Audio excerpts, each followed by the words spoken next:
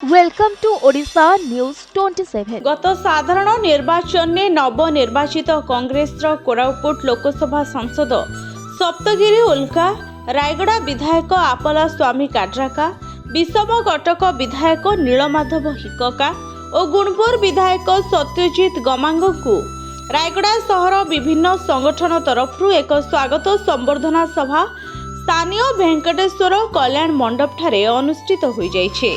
कांग्रेस रे रायगड़ा जिला पूर्वतन जिला कांग्रेस कमिटी सभापति चंद्रमौली कुमुंदन को नहीं नेतृत्व आयोजन यह कार्यक्रम रे कलिंग वैश्य संघ, वार्कर्स क्लब, जिला मिल मालिक संघ, क्रसर मालिक संघ एहिपरि विभिन्न संघ पक्षरु सांसद और 3 विधायकों को पुष्पगुच्छ बाजा बजई बाण फुटाई ब्राह्मण माने विभिन्न पाठरे मंत्र पढ़ी सम्मानित करा जायथिला।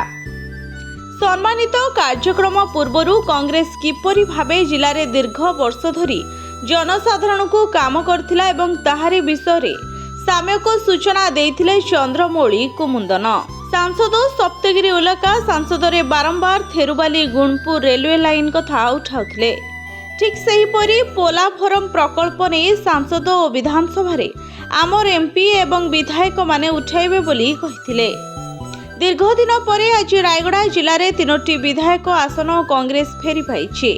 आज से कांग्रेस महल रे खुशीर वातावरण देखा देइछे। सेथिपाई आज यह संबोधना कार्यक्रम आयोजन करा जायथिला। रायगड़ारू के कृष्णमूर्ति पट्टनायक रिपोर्ट, ओडिशा न्यूज 27।